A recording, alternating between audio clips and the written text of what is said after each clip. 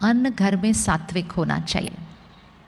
पिछले कुछ दिनों से हम देख रहे हैं प्रकृति को एक्सप्लॉइट करने का परिणाम हम देख रहे हैं।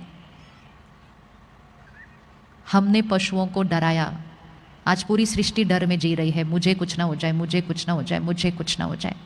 ये डर का कर्म वापस हमारे पास डर आया है। हमें अपने अन्न को बदलना होगा। अगर हमें शांत मन चाहिए, खुश मन चाहिए, शक्तिशाली मन चाहिए, तो हमारा अन्न सात्विक होना चाहिए।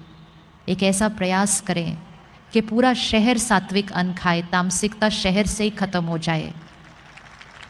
भारत देश, स्वर्णिम भारत, पवित्र भारत, देवी देवताओं की संस्कृति वाला भारत, ऐसे भारत देश में सिर्फ और सिर्फ प्रसाद खाना चाहिए।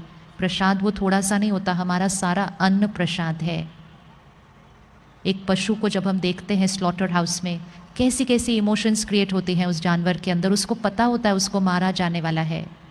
जब हम सड़क पे देखते हैं किसी जानवर को चोट लगती है, हमें कितना बुरा लगता है, हम उसकी कितनी मदद करते हैं, हम उस जानवर को घर ले आते हैं, हम उसकी हीलिंग करते हैं।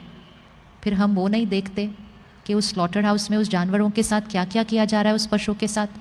और जब वो उस जगह पर होता है, उसके अंदर नफरत, दर्द, दुख, अशांति, फिर हिंसा, फिर मृत्यु हमारी प्लेट में आता है और हम कहते हैं हेल्थ है, ये स्वास्थ्य है। ये हेल्थ नहीं है, ये प्रोटीन्स है।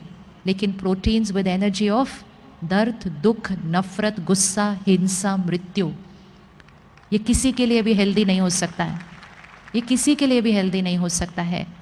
अपने घर में जब किसी की डेथ होती है तो हम एक दिन से ज़्यादा उनका शरीर घर में नहीं रखते हैं। वो हमारा परिवार का सदस्य है, फिर भी हम कहते हैं नहीं, अब चलो अंतिम संस्कार करो। और रसोई में देखो फ्रिज में क्या क्या पड़ा हुआ है और कितने कितने दिन से रखा हुआ है, और उसको हम हेल्थ कहते हैं। क्वेश्चन मार्क है। 3 महीने का एक्सपेरिमेंट करके देखिए, सात्विक अन्न, मन की स्थिति बदल जाएगी, लाइट फील करना शुरू करेंगे, क्योंकि बोझ, दर्द, दुख वाला खाना नहीं खाया होगा। खाना बनाने के समय मन की स्थिति बहुत इम्पोर्टेंट है। भोजन ऐसा बनाएं जैसे पूरे परिवार के लिए प्रसाद बना रहे हैं। सात्विक अन्न सिर्फ वेजिटेरियन नहीं होता। सात्विक अन्न मतलब high energy food. High energy food मतलब जो बहुत हाई एनर्जी मन की स्थिति में बनता है। इसलिए हम सबको प्रसाद अच्छा लगता है, अमृत अच्छा लगता है, क्योंकि वो प्रसाद परमात्मा की याद में, सेवा भाव में बनता है, तो हमें वो बहुत अच्छा लगता है। एक और संस्कार बदलने की ज़रूरत है। पूरे परिवार को, बच्चों को, जहाँ तक हो सके, जितना हो सके, सिर्फ और सिर्फ घर का खाना खाना चाहिए। हम आजकल बहुत ज़्यादा बाहर का खाना खाने लग गए हैं। बाहर का खाना पैसे के लिए बनाया जाता है, उसमें प्रॉफिट एंड लॉस, बिजनेस के इंटेंशन के वाइब्रेशन होते हैं। बनाने की मन की स्थिति, अगर बनाने वाले की मन की स्थिति में चिंता होगी या दुख होगा, खाने वाले को चिंता और दुख होना शुरू हो जाएगा। बनाने वाले की मन की स्थिति का खाने वाले की मन की स्थिति पर डायरेक्ट असर पड़ता है। इसलिए भोजन बड़े ध्यान से बनाना चाहिए। चिंता, दुख, गुस्से में कभी खाना नहीं बनना चाहिए। और हमें क्लियर होना चाहिए हम किसके बने हुए या किसके हाथ का बना हुआ खाना खा रहे हैं। ऐसे ही नहीं, पहले ज़माने में लोग अपना खाना अपने साथ लेकर जाते थे, यहाँ तक कि अपनी पानी की बोतल भी अपने साथ लेकर जाते थे, क्योंकि उनको पता था वो जिस घर का पानी पिएंगे उस घर की सारी बातें उनके मन की स्थिति पर आ जाएंगी, क्योंकि पानी वाइब्रेशन को डायरेक्टली अब्जॉर्ब करता है। बड़े ध्यान से लेना चाहिए। इसलिए लोग कहते हैं किस शहर का पानी पिया है, किसके घर का नमक खाया है, वैसे संस्कार बन जाते हैं, क्योंकि अन्न और पानी का डायरेक्ट असर पड़ता है। तो बना सकते हैं प्रसाद, रोज़ घर में बनाना शुरू करें प्रसाद। जिस घर में प्रसाद बनेगा, जिस घर में पानी अमृत बन जाएगा, वो घर स्वर्ग बन जाएगा। उस घर में सारे देवी देवताएं वाले संस्कार वाले हो जाएंगे, सब देने वाले हो जाएंगे, क्योंकि सात्विक, प्योर, शक्तिशाली प्रसाद रोज़ खाते हैं। खाना जहाँ बन रहा है, रसोई घर, वहाँ 24 घंटे परमात्मा की याद के गीत चले, मंत्र चले, भजन चले, लेकिन 24 घंटे रसोई घर में चलता रहे। एक एक शब्द जो भोजन में जाएगा, सब्जी, फल, पानी में जाएगा, हाई एनर्जी वाइब्रेशंस, रसोई घर मंदिर बन जाएगा, पूरा घर स्वर्ग बन जाएगा। खाना खाने से पहले, बचपन से सीखा था कि खाना खाने से पहले परमात्मा को याद करना है।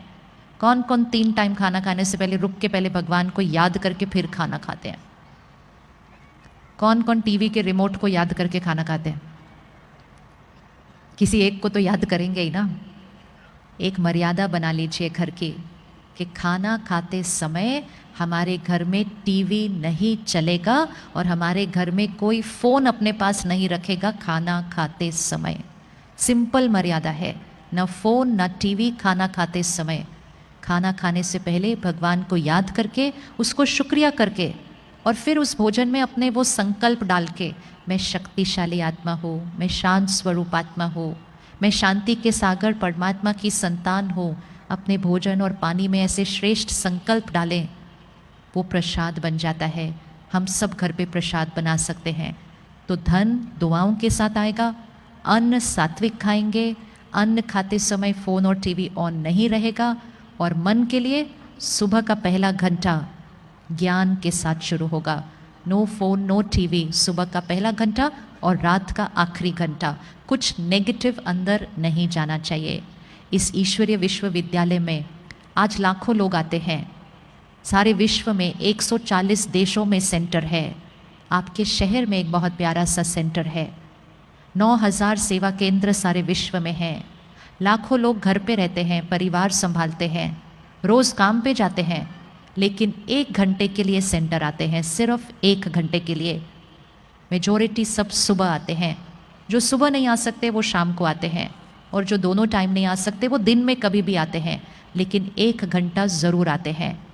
परमात्मा स्वयं इस सृष्टि पर आकर, हम सब ने पिछले हफ्ते शिवरात्रि मनाई।